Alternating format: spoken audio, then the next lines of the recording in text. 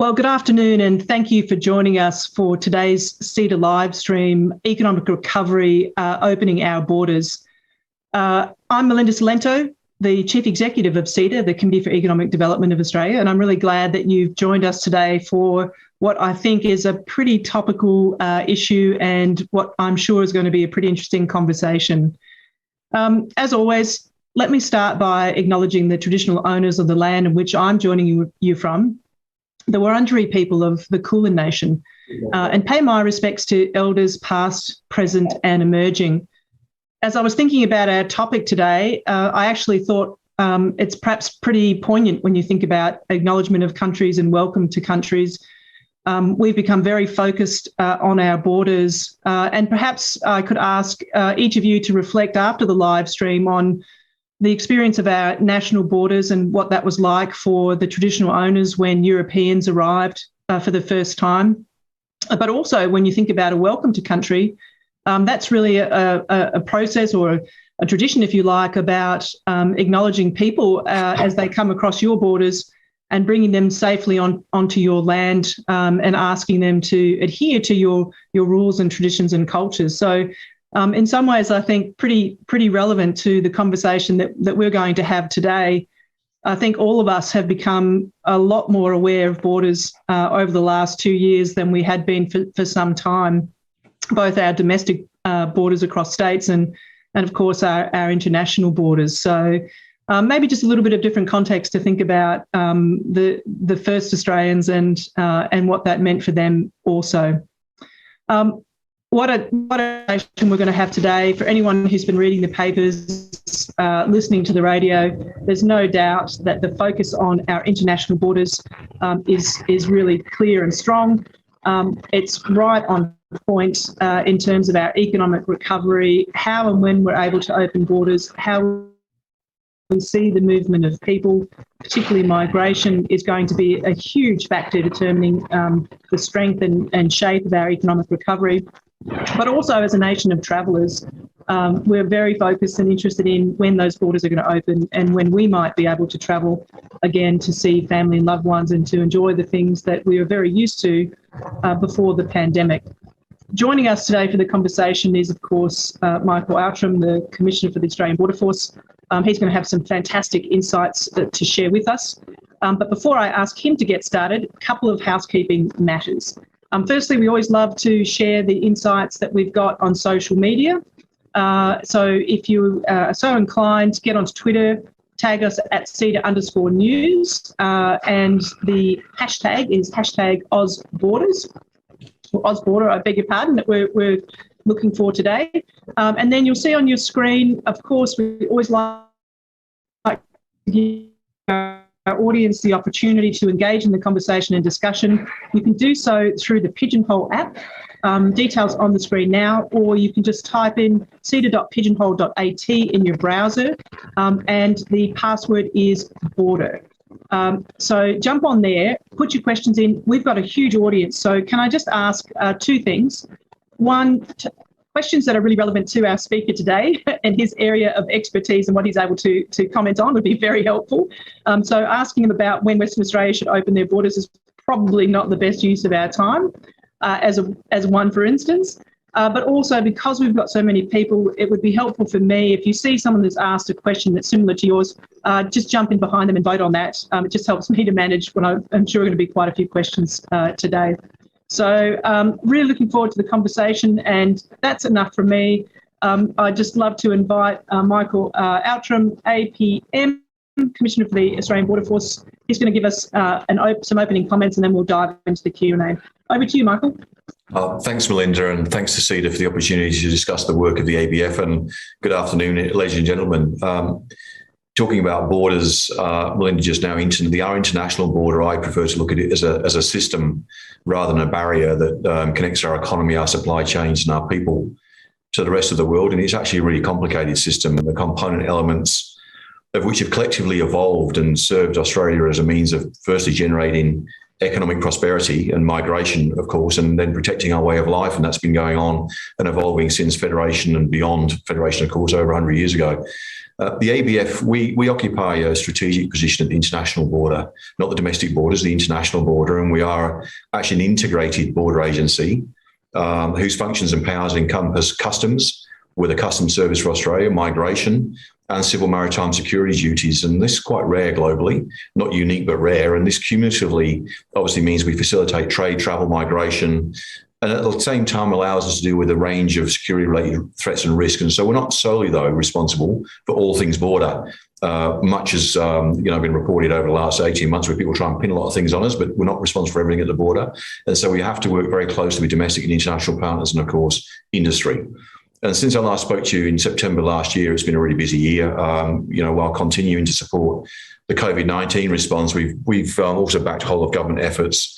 For example, in Kabul, I had officers on the ground in Kabul for the evacuation of people from Afghanistan, and that was one of the largest humanitarian airlift operations in our history. And in terms of opening the border, what you're mostly interested in, we've responded to a lot of challenges over the last 12, 18 months, and we'll continue to do so. And we've found really innovative ways to operate across our broad remit. And today, literally today, we are very focused on reopening the international border in accordance with the Prime Minister's national plan. And I think you can expect to hear a lot of announcements on this in the very near future. And we're engaging in broad-scale scenario planning with ongoing discussions, which you can imagine, with airlines, with airports, with our international partners, with Commonwealth agencies, and with state and territory governments. And we're also engaged with the cruise ship industry, for example, and you can imagine that they're very keen to recommence their operations to and from Australia as soon as they can. And there's no standardised system, though, for reconnecting the international travel system at scale, not like it existed prior to the pandemic. And so we're engaging closely with countries that are developing and refining kind of playbooks, if you like, to learn from their experiences. The Northern Hemisphere seems to be a bit ahead of us in that regard, so we do have some good playbooks to learn from. But at no time in our history have we had to validate the vaccination or infection status of international travellers for a single disease, let alone at the scale we'll have to do now and probably into the future. The international system hasn't yet settled on kind of what the end game looks like for this. And Australia, of course, is only a very small proportion of all international movements. And so a phased and gradual reopening will support new systems and operations being put in place. But let's not assume it's going to be phased and gradual. My experience in managing the international border through COVID hasn't been in the category of sort of beer and Skittles. There's been no reason to think that that's going to change anytime soon. And managing and undertaking international travel has become more difficult, with more approvals to obtain, more rules to follow. And this is consistent globally, affects passengers, airlines, airports, and a swathe of other parties, including agencies like my own. And wherever we can, we're trying to adopt simplicity as a first principle. To try not to make travel so unattractive that tourists no longer wish to come to Australia, or that businesses are not willing to travel here or travel overseas and absorb the risk and uncertainty of travelling, denying them the opportunity to forge new relationships, new markets, and maintain existing ones. The ABF secures and facilitates Australia's principal connections to the world through movement of goods and people, and that's fundamentally an economic role that we have. We ensure the flow of goods, and that almost every Australian business and individual actually relies on. And in Australia, we're buying goods in different ways now because of COVID.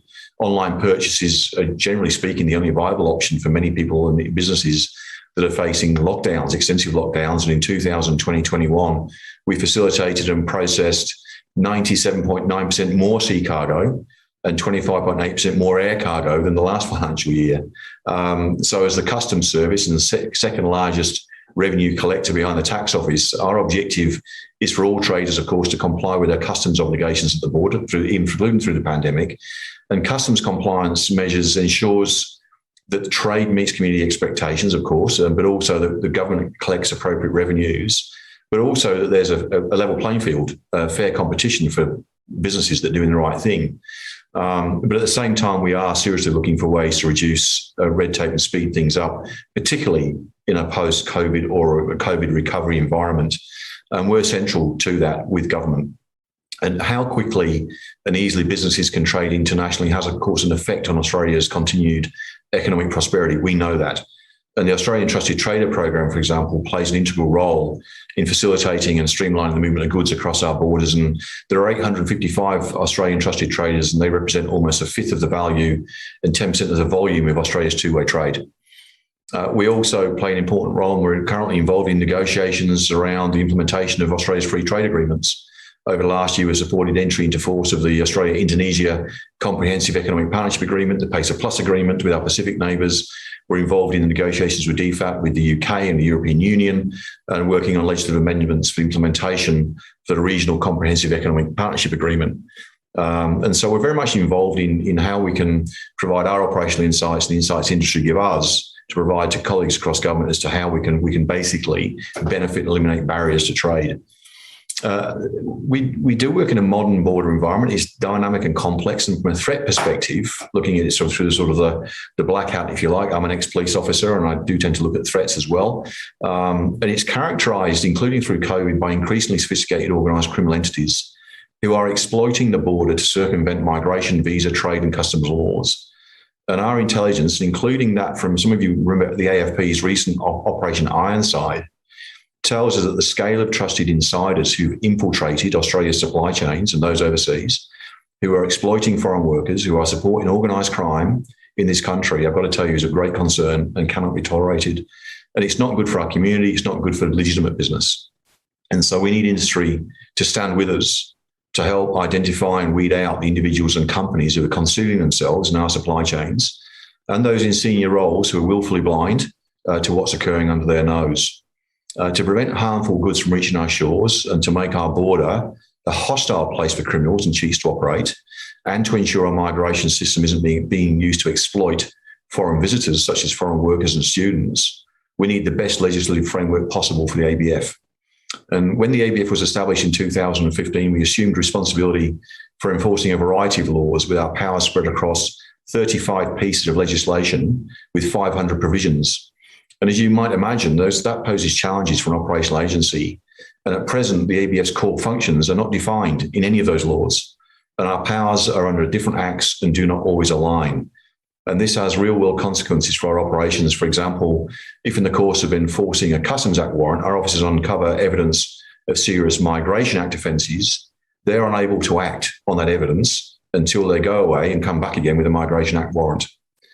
So as Australia moves into the COVID-19 recovery phase and we face up to the current and emerging threats, it's actually timely to take stock of the challenges that our frontline officers face and ensure that the ABF is able to be agile, responsive and capable of keeping pace with the facilitation of trade, with the facilitation of travel, but also the threats that are present.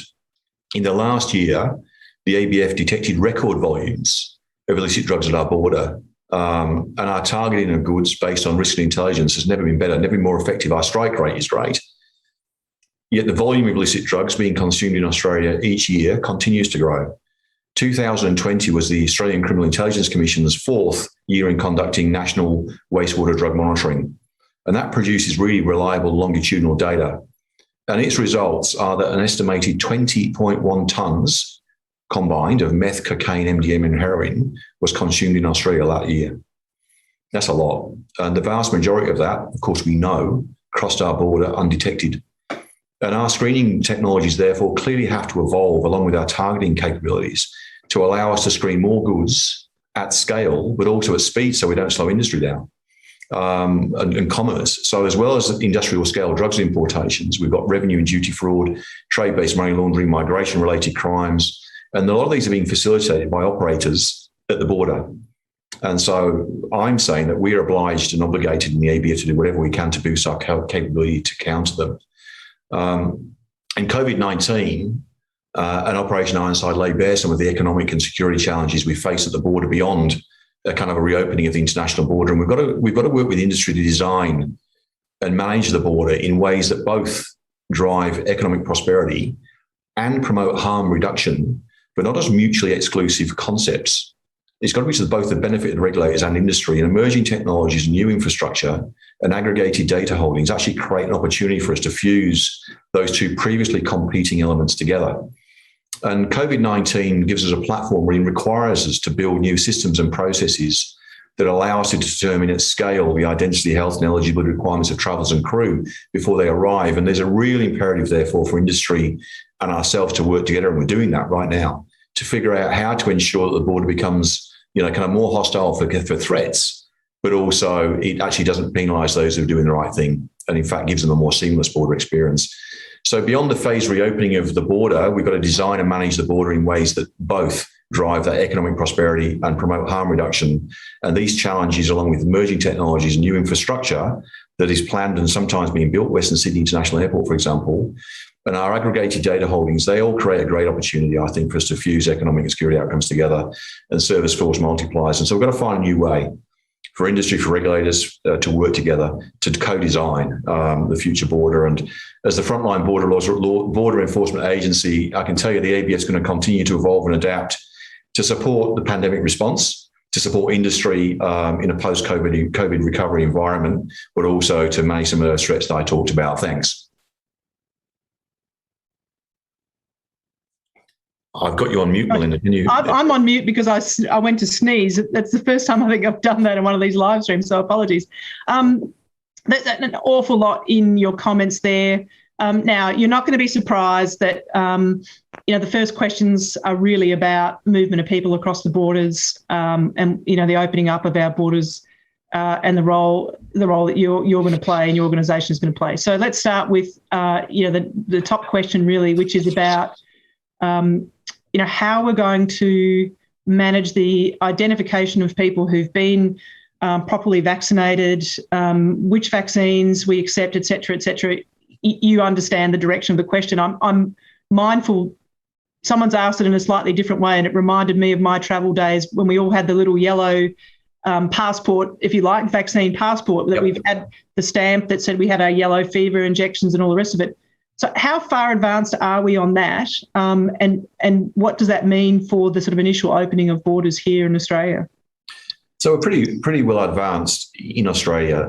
We've got a real advantage in Australia that the Australian Immunisation Register is a digital register of all Australians who are immunised, vaccinated with obviously either Pfizer, AstraZeneca, or now Moderna.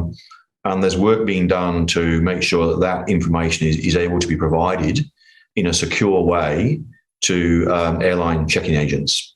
So that's pretty much how I see that working, that there will be a validation process in the future at check-in, as there is now. So if you think about when you checked in before COVID, you provide your passport in Sydney or Melbourne or Canberra, it doesn't matter, and the check-in agent will check, have you got a visa for the place you're going to? Have you got an entitlement to go to the place you're going to? Is your passport valid? Have you got an APEC card potentially for the place you're going to, and is that valid? Now, of course, they've been around the world, they're actually checking vaccination status. The difficulty we do have is that there is still a plethora of different emerging standards and data sets. So Europe are doing one thing, parts of Europe are doing another thing, the Chinese do another thing, we're doing something. But there is a visible digital seal standard linked to IATA standards that Australia is sort of looking at. And I think that global standards will start to emerge. There are a lot of questions, though, still to be resolved. And for us in the Border Force, there's sort of two contingent variables that I'm focused on. One is, what is the state and territory's health order situation? So do arriving passengers have to go into mandatory 14-day quarantine? That slows down the process at airports, of course. It means that we have to back passengers up against the back wall whilst New South Wales Health sort them out and put them onto buses.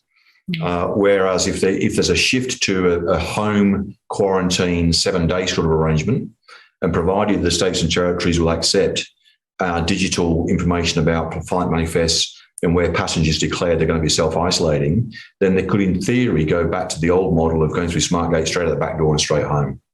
So what we do in the airport, how we configure the airport with the airport operators and with Department of Infrastructure and Agriculture will be contingent to a large extent on what the states and territories adopt in the state and territory. The other point I'd make there is that we're not responsible, of course, for domestic arrangements. So, if people arrive into New South Wales and they want to fly on to WA, that's a matter between the WA government and the New South Wales government and their domestic borders. It's not a matter for us.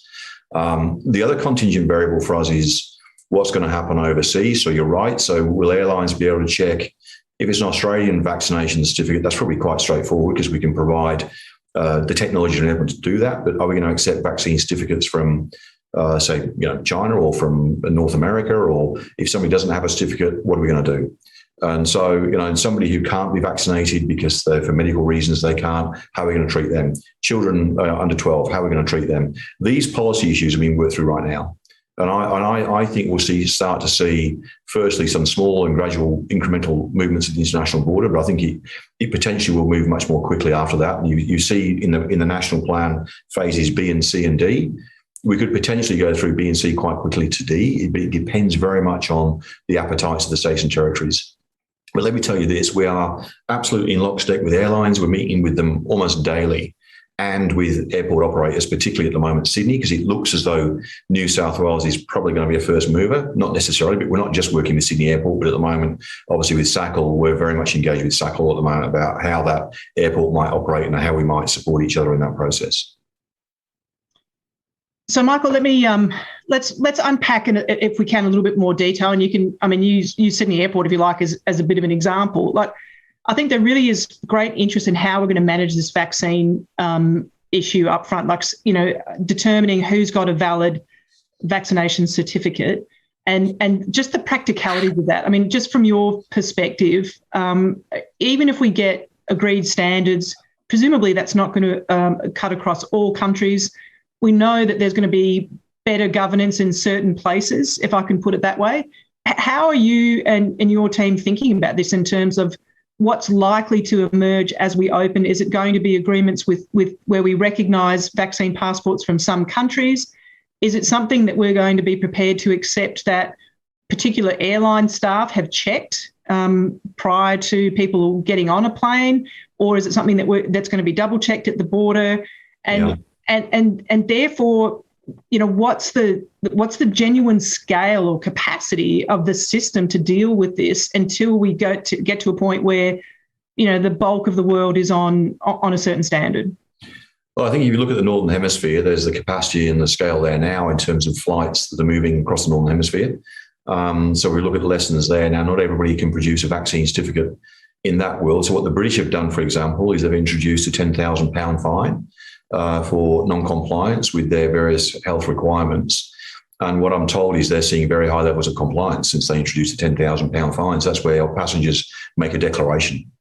So I don't imagine in the future it will be just around you get a certificate that's either in a digital or other format that we recognise. That will be part of the solution. But I think we're going to also have to think seriously about the ability for passengers to provide declarations about their health status. And whether we then, again, these are health questions, though, whether we then require them to undertake certain testing regime, pre-departure, post-arrival, whether they're required to go into 7 days, 14 days, 3 days, quarantine with certain testing arrangements around that. They're health questions that I can't answer, but we're preparing for that. I think the industry is ready to scale up. But again, at the moment, the reason you're seeing so few flights coming is because of the caps. And so the airlines is not commercially viable to really put more flights on at the moment. They'd want to be seeing more flights. So I think airlines will start to impose requirements of their own. I think airlines will possibly start bringing vaccinated flights, if you like, I want to put it that way, where to a country that everyone on that flight has got a vaccine that's recognised by that country. So the TGA, of course, is our certifying body for vaccine recognition, not only for vaccines that are administered in Australia, but vaccines that will be recognised internationally. I don't want to get ahead of the TGA in terms of what their considerations are there, but clearly a lot of countries in the world are adopting vaccine technologies, mRNA technology and others that are not the same as Australia's. And I can't answer the medical question, but I can tell you now they're thinking about this, they're focused on this. And the airlines, of course, themselves need clarity. They need to understand what's going to happen. But from my point of view, let's keep it simple. The checking has to be done at the check-in point. You can't probably validate vaccine status at booking. If you wait until somebody's checked in, then their bags have gone. And if you want to then turn them around with the border agency, it's too late. To offload passengers once their bags have gone is highly problematic and will cause all sorts of delays and log jams with airplanes. So my position is that the airlines do that now. They've done it for the last, for decades.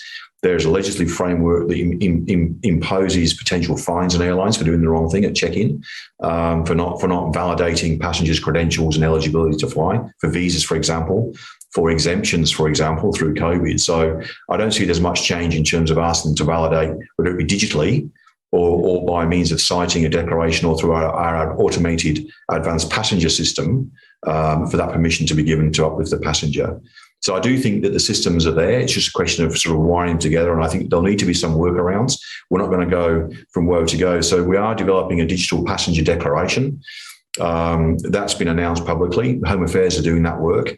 That will deal with issues around health status, vaccine certification, testing certification, and it will actually in time replace the inbound passenger card.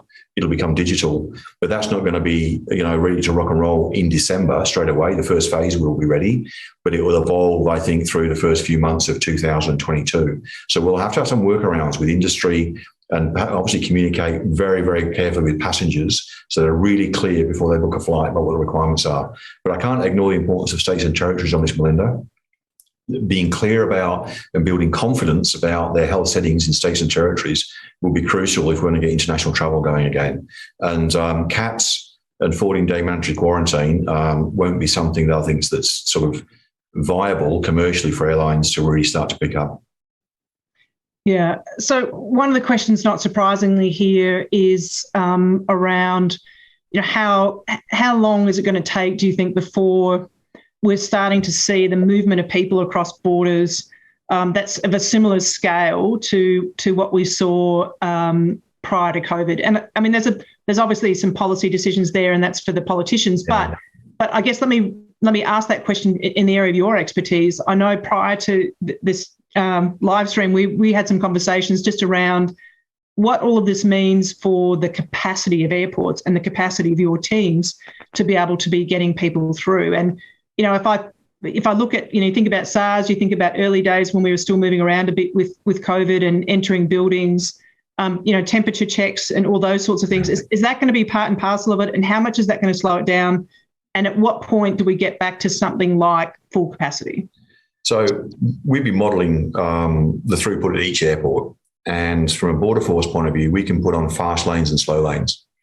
So the fast lane would be where a traveller has had their eligibility to enter Australia validated at check-in overseas, including vaccine and testing status and certification and all of that.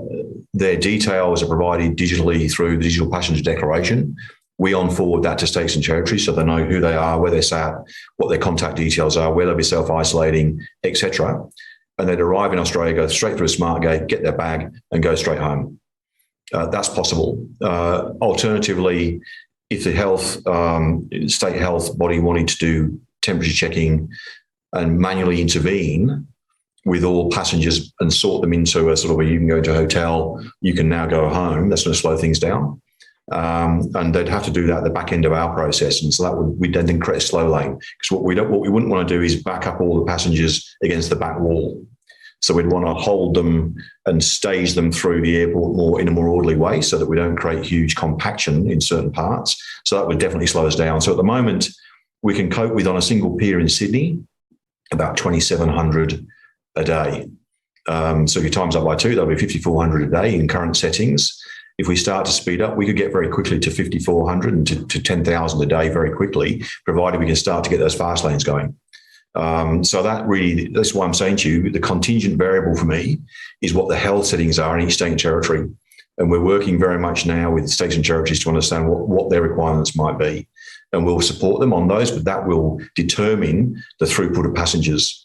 So I don't think we'll get back to pre-COVID levels soon, as in, before Christmas. But I think we will start to see passenger numbers increasing, of course. When you look at the national plan, the Doherty modelling, where we're at, particularly New South Wales, ACT and Victoria coming up closely behind in terms of vaccination rates, looking to that 70 and 80%. If we start to hit those numbers, then I think we will start to see the travel starting to pick up quite a lot. Just to help me and the audience put this into perspective, you mentioned, getting up to a level of 10,000 per day. How does that compare to what we were doing at the end of, say, 2018? So in Christmas 2019, we would be doing probably 60,000+ a day at Sydney. Yeah. So, on an average day in the year, maybe 40, 50,000, but a lot, So at the moment, we're down about 98% right now. We've got a trickle coming through Sydney, a few hundred a week. Because that's where the caps are in terms of hotel quarantine. And there's a handful on top of that in terms of sort of crew and diplomats and things like that, but it's just a handful. So it's a trickle at the moment compared to what it used to be. But we're ready in the Border Force. I've got a workforce ready to surge back in. We could get back to, those numbers operationally very quickly, but it depends on those variables at check-in and at the back of the airport process. and what the health departments are going to do. So, Michael, you've anticipated the question that I've got hot off the press, as you said, expecting some announcements and putting you on the spot. The PM has apparently announced international borders will open in November. Are we ready? Is the simple question.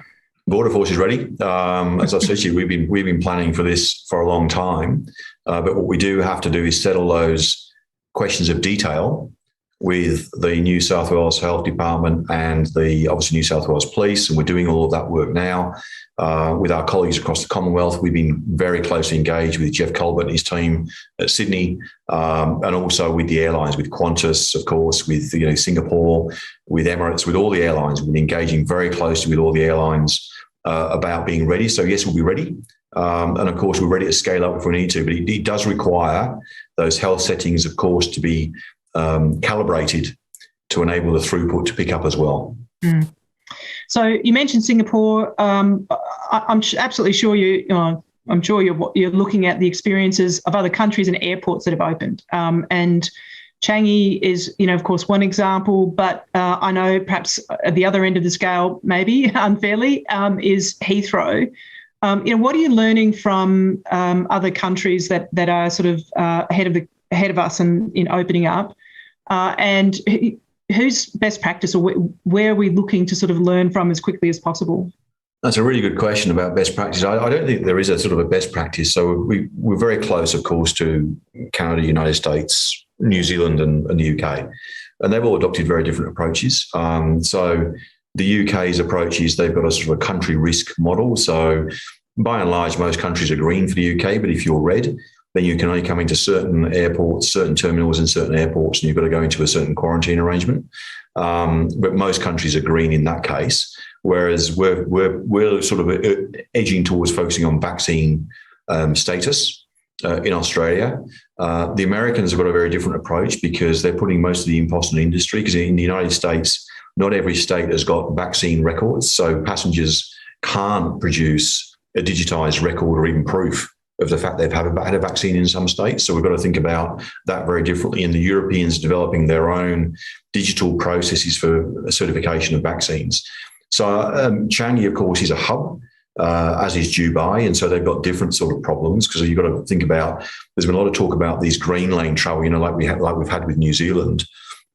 My sense is that sort of those biosecure bubbles probably won't exist the way they did between us and New Zealand earlier in the piece, because we're quite unique ourselves in New Zealand. We're sort of the end of the pathway. We're not a hub. Not people sort of transit through. A few to come to Australia, but not many to New Zealand. Whereas when you look at Changi, you've got passengers, and Dubai for that matter, you've got passengers coming from all over the place and commingling in those airports. So how do you then sort of unscramble them onto sort of red and green flights?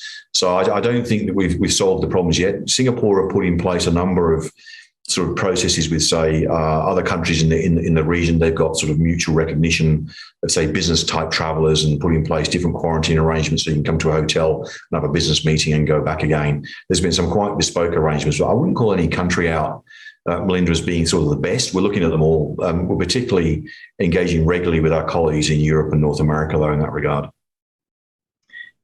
One final question on this before we sort of broaden it out to other areas. I know everyone's super focused on movement of people and air traffic, but there are some other questions. But I think there's the other question that's come through is really around how disruptive is the emergence of new variants going to be? And have you got a perspective on that? Is it something where, I guess there's a broader question here around, as we reopen, I think, in some ways, I think there's an expectation it's somewhat linear, that we open and we build scale and we get used to this and the systems advance, and then we're sort of heading in one direction. But is that your expectation, or do you think you're expecting that as new variants arrive that there's going to be a little bit of stop-start and continued uncertainty around how open borders are? Again, I can't answer that with precision. Obviously, I can't tell what's going to happen. My sense is, though, we're much better postured now for any sort of changes. I said earlier on, it's not beer and Skittles. What I've learned from COVID is, nothing's sequenced, nothing's orderly. it surprises you. People's behaviour surprise you. Every country's got different risk tolerances, different risk settings. I don't think that'll change. Whether the variants emerge of concern, whether our rollout of the vaccines are effective against those, whether they're effective in terms of transmission, whether they're effective in terms of reducing the likelihood of serious illness, and whether the booster programs are effective. I can't predict all of that. What I can say, though, is I think the international system will be better prepared than it was last time. I think with the advent of, let's say, digital, the ability to verify digitally that a passenger has got a particular vaccination, that they've had a particular type of test. I mean, look at rapid antigen testing, the technology, how that's evolved in the last 18 months. I think we have to assume that some of those testing capabilities will continue to evolve as well in readiness for another variant. But yeah, variants of concern could take us backwards. But let me tell you this, closing the border was a damn sight easier than opening it. And so, we could easily go back to lock it all down, put people in hotels, don't let anyone come, close it down. That's the easy solution. I'm thinking that looking at the Northern Hemisphere now, the lessons they're learning, their tolerance for risk has shifted a lot in the last, sort of few months. They're very much focused now on how many people are in ICUs on ventilators rather than what's our daily transmission rate. And so, that's been a big shift in their sort of thinking around risk. And the European winter that we're just going into now, I think will be a real test internationally. And if they come through their winter with, much better results in terms of Canada's currently, they're taking their fourth wave, and the vaccines have been effective, I think it will be a game changer. But you can never tell with COVID, can you? You're right. Until we vaccinate the rest of the world, there's always a risk that those horrible variants could emerge and we go backwards. And you can't discount that possibility. Yeah, I think it's, your observations around the Northern Hemisphere, I think are, obviously really important for us to reflect on. I think our experience here has been, so different in the sense that early on we were so successful. We're in a different world at the moment, but this question of risk aversion, I think, is going to be really relevant. That how do we kind of transition? I mean, it's very hard to go from zero to something, and we're sort of living that at the moment. There's going to be another dimension to that, obviously, once we open international borders, and as we think about, I think again we just think about open shut, and there's just so much complexity and nuance here in terms of different countries, different regions, what variants are around, and vaccination rates, and how we manage all of that. It's not, and I know it's not entirely your problem, so let me just be really clear. And that's maybe a bit of a segue for me just to make this comment. There's quite a few questions coming through, Michael, that I think relate to areas that are not really fair to put to you around what's the migration program going to look like, when's it going to open up, when's student migration going to return. So I'm just saying this for the audience's benefit. If you're wondering why I'm not putting those questions, I don't think it's fair to ask Michael to comment on policy that's outside of his remit. Similarly, I think it's a little bit unfair for me to ask him to clarify what the Prime Minister meant in his statement of 5 minutes ago. So I appreciate that people are really interested to understand the detail of this, but I think it's very unreasonable for me to expect our guests to be able to sort of opine the detail of the Prime Minister's announcements that he hasn't even seen yet and probably wouldn't be commenting on anyway. That could be limiting. It could be the definition of career limiting. Let's go to the topic that you raised around movement of goods, illegal goods coming in, goods that are harmful, etc. One of the questions that we've got is really around: are there particular channels and or countries or regions that are a focus? And I wouldn't mind just getting you to sort of use that as a step into, perhaps a little bit more detail about what you're looking for from industry and how technology can help us. And, we did a blockchain conversation last week, I think, where people are really talking about that as being a new technology that can help in this space. Yeah, I think it definitely can. I think there's a number of technologies that can help. So the first thing I would say is that one of our primary defences to illicit goods coming inbound, at least across our border in the Border Force, is our ability to use data, build up profiles around that data and target consignments based on risk, because we can't get to 3-4 million containers a year. We can't get to tens of millions of air cargo consignments a year. But what I can tell you is that whilst I think we've improved our performance in that regard, we're taking very seriously the performance of our profiles, and, monitoring out of every container we open, what's our strike rate and those sorts of things. We're doing a great job. Our people are doing a great job. But I'll tell you this, 90% of all the heroin that arrived at our border last year got across the border undetected. And it's not much better for meth, which is in the tons, So that process in of itself isn't going to get out of that jail. And what's happening is that one of the methodologies that criminals use, for example, is something called a RIP methodology, which is where, Melinda, you might send me a container full of furniture. We're both legitimate traders, might even be trusted traders. And somebody, though, in the supply chain overseas, in the country where you're at, gets into your container after you let it go on the wharf or, depot somewhere, and loads up the gear, reseals the container, and it comes to Australia, and somebody in Australia, before we get to it in the border force or we let it go, gets into that container and gets the gear out. Now, if you think about that, that's a big problem. The UNODC reckon that, that's United Nations Office on Drugs and Crime, they reckon that 70% of all narcotics importations internationally use that methodology. So that's about trusted insiders. And in fact, in Australia, I don't mind telling you this, in the back of Operation Ironside, we have some companies, entire companies that are rotten to the core, whose sole purpose for existence would appear to be to bring in illicit goods into this country. So we have to get really serious about dealing with that. And, so the screening part of it is one angle. But I think through technology, I talked about integration. So to my mind, if we need to do, improve our 3D scanning capabilities driven by algorithms, we also need to improve our ability to use barcodes, QR codes, and OCR recognition. Let's take mail. Why wouldn't we integrate those technologies into AusPost's sortation process? Why would we have a separate conveyor belt for the ABF with our own technology on it? And that principle would apply to air cargo and potentially sea cargo in the future. So we have to think very differently about how we start to screen at scale and speed using technology, using AI to pick the anomalies through the algorithms, whether that's for biosecurity risks, security risks, or actually illicit goods that we're looking for.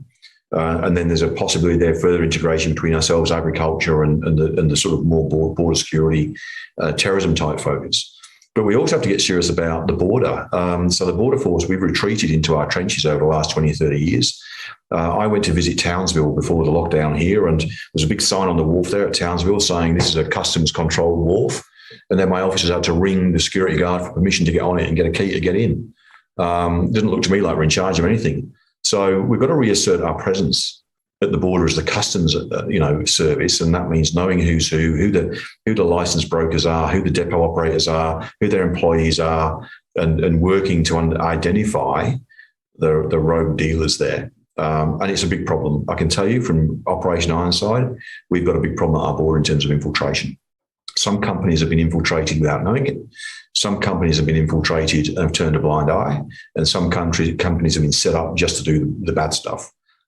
So we've got that problem to deal with, and that's not a technology problem. I think we've got to look at our legislation working across with state territory police and others and with industry, because my experience, I work a lot with industry. I have an advisory board of senior representatives from a number of different elements of different sectors.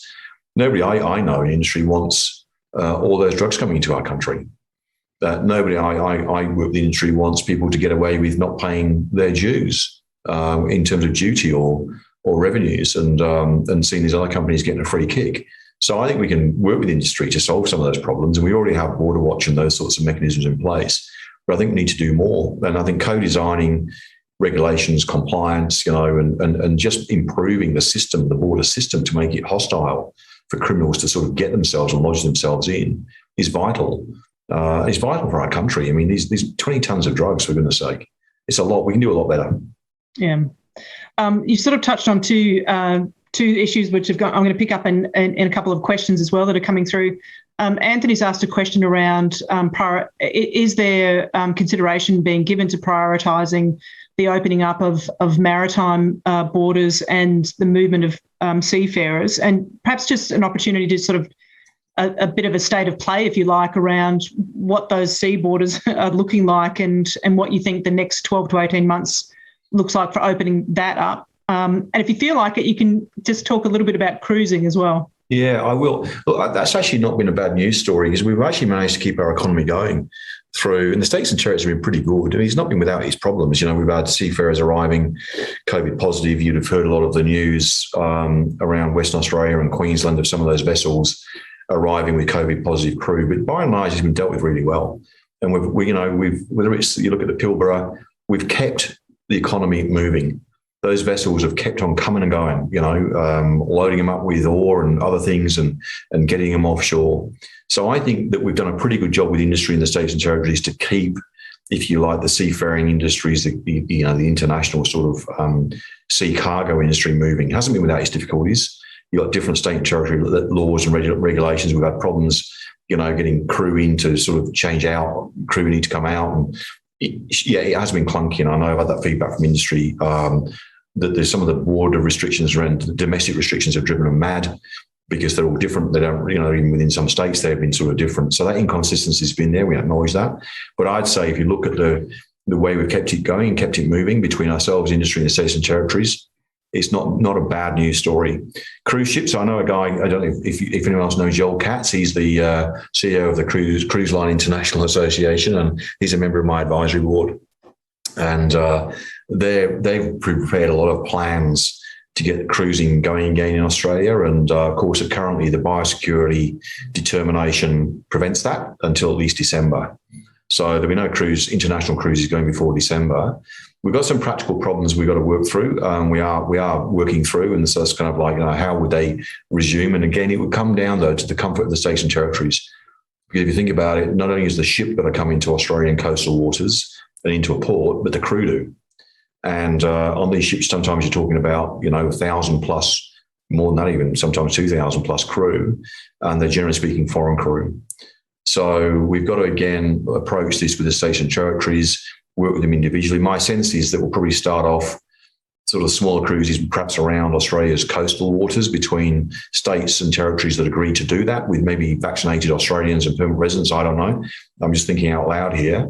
It seems to me odd that you could have potentially Australians flying to do a cruise in the Bahamas in the first part of 2022, but they can't cruise around Australia.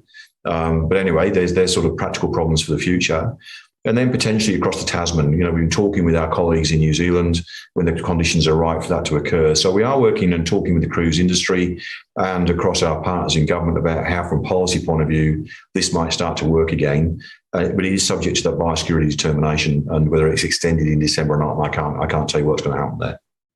Yeah, look, I was keen for you to sort of talk to that, because I think it's just obviously travel, tourism, hospitality have been so adversely impacted through this crisis. And as we think about recovery, I think one of the things that we do need to be thinking about is, some of the decisions and what they mean, perhaps not properly expressed, but for those second order sort of impacts. As you say, okay, we'll let people fly, but if we don't let them cruise, then you just go off and they're sort of participating in an industry that we could be benefiting from here. So I guess it's just a really interesting example, I think, of what we, all of the steps in the decision we need to be thinking about to really try to support economic recovery here to the greatest extent possible. And there's obviously a lot of nuance in that. The other question that was asked, that you mentioned the T word, terrorism. There is a question that's been asked around, with all of the focus on COVID and vaccination and all the rest of it, is there a chance that we're not paying enough attention to other risks, and namely threats through terrorism? What's your thought on that? I'd say no. I mean, obviously, I'm privy to a lot of conversations that I can't repeat with the audience, unfortunately. But let me tell you, from the very highest levels of government in Cabinet, the National Security Committee of Cabinet, and the way it organises itself and its conversations. I'm part of the Home Affairs portfolio, which includes, of course, ASIO and AFP. And we ourselves have a smaller supporting role in terms of preventing, foreign fighters leaving Australia, returning to Australia, and those sorts of things. No, there's nobody sort of dropping their guard here and looking away. That's my advice, and I'm absolutely confident that that's the case. The other thing I'm confident about is that terrorists and the threat they present haven't gone away either. They're not been sort of deterred by COVID-19 and, the events of course, in Afghanistan very recently, whilst it was a humanitarian effort, and we're all very proud to associate ourselves with that. In back of everyone's minds there, and in the background, there's a lot of processes running around managing those sorts of threats as well. So it's anything but at the back of people's minds. It's actually, front of mind for a lot of people still. Yeah, it was. I was interested when you made your comments about that in your opening remarks. And again, it's perhaps shame on me, but it hadn't occurred to me that your people would be there managing those threats and challenges, as well as the opportunity to get people to safety. So I think it is a pretty important example of the complexity of the task. And the multifaceted nature of the issues that you and your team are dealing with. I'm going to ask you about trade, and I'm hoping that you know a little bit more about this than I do. But the question that's been asked is for an update on developments regarding the single trade window. Yeah, so there is a process in train being led by the Department of Trade. So there's a simplified trade task force been established, led by Randall Brigeau. Some of you might know Randall. He previously, I think, was at Bureau of Statistics. He's leading that, and there's a ministerial task force been established. So a single window as a concept, we've got a single window now. It's called the integrated cargo system, but it's an old single window. And so to the point you made earlier, Melinda, is about how can we better leverage the information and the data that's currently sitting with industry in the future. And do we need people sort of hard coding through keyboards data into the integrated cargo system in the future? So my sense is that we need to co-design with industry a single window that allows the government and regulators to use the information that's already there. But of course, to do that, we need to trust it, be able to trust it. I think that's on offer. So at the moment, there's a stock take being undertaken around all the legislation, all the regulations, and all the IT systems across the sort of 40, I think it is, entities that help to manage the border, not just the border force. You've got agriculture and infrastructure and a whole plethora of other organisations that work at the border. And simplifying all of that is the first task. So this is a huge task, to be honest with you. But the trade simplification agenda is a real thing. There's a ministerial task force. It includes the Minister for Home Affairs, the Minister for Trade, Minister for Agriculture. And we ourselves are very much involved in piloting trials with the Department of Agriculture so that we can integrate at least some of our technologies and processes and systems in that sort of simplification effort. But this is a long burn. I don't want to give people the impression this will happen in the next sort of 12 months. I think there are a lot of other priorities as well for government. It's going to be, I think, an evolution rather than a revolution in terms of a single window, as it were. We looked at what other countries have done. United States and Singapore in particular, I think, have made a lot of headway in this regard. And we've recently undertaken something called an intergovernmental ledger trial with Singapore. So we exchanged data to prove some concepts around sort of establishing credentials around origin digitally rather than on paper. So all I'm trying to give you is the information here that there's a lot of work going on in the background, trials and tests and pilots to build the business case for government to take this agenda forward. So integrated cargo system for the moment is it. It's what we're using. It's what we're with for a while, but we are looking beyond that. And I think that the digital passenger declaration system that's being built, just to mention, that's a permissions-based system. And with a view to the future, that permissions-based system could have other applications. And there are certain, I'm not a technologist, but I know that the technologists are looking at that as a potential sort of single window type system for the future. Yeah, as I said, it was certainly a focus of some of our conversations in blockchain, and I suspect we'll be coming back to this across a number of different fronts around how we can use data and the evolution of these digital technologies to really to benefit us as well, both in terms of the efficiency of trade. But I think there's a really strong view that we've got a lot to offer, and the more that we can sort of identify origin and use that as a comparative strength, proof of origin and a bunch of other things, the better off we'll be. I'm going to talk a little bit about this, but Michael, I think I might lead the witness, if I could put it this way, in my comments, and you can just agree or not. You won't be surprised that there's a lot of questions coming through around migration. What's the outlook for migration? When would we expect to see international students back?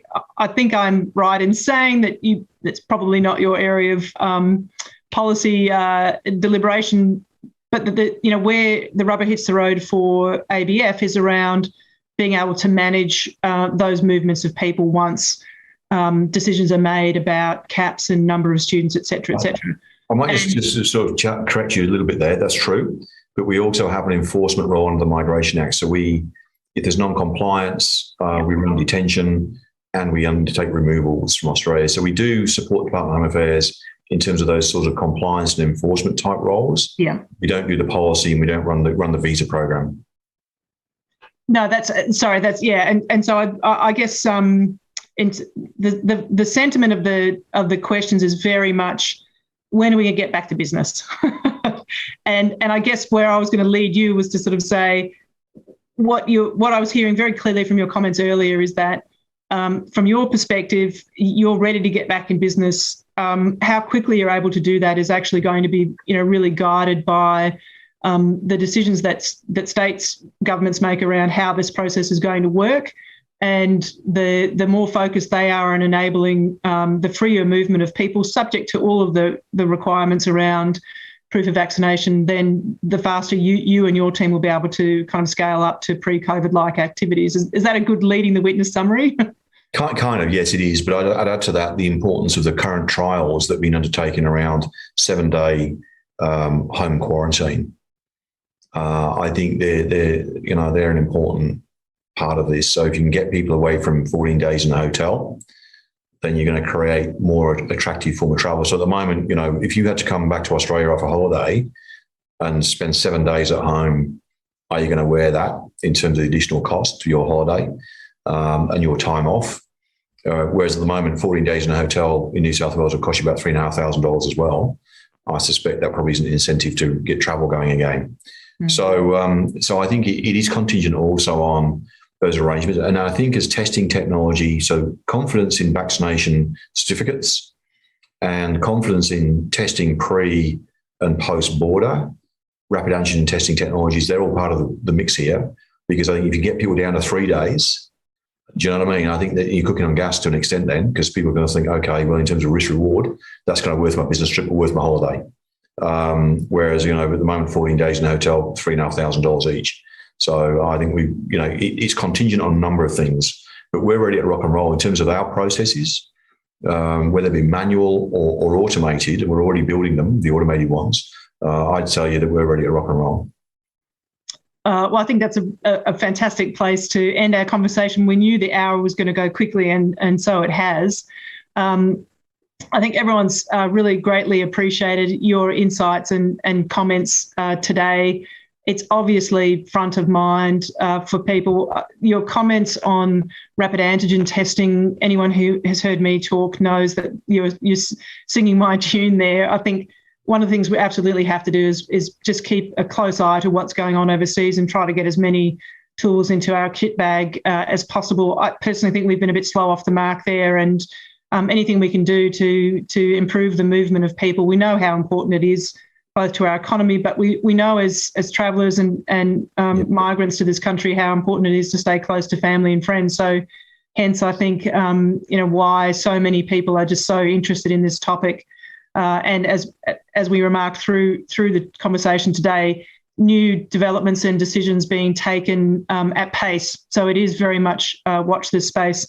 Michael, the only other thing I wanted to say was just to acknowledge that all of us have been dealing with the challenges of lockdowns, exposure, having to quarantine and isolate and all those things. And your team has been doing that just like everyone else's and under very challenging circumstances. So I think it's always just worth acknowledging that and, calling out the work that's being done and the really important role that ABF is going to play in supporting recovery over the next, year and years ahead. So thank you so much for being a supporter of CEDA and lending your time to share your insights and information.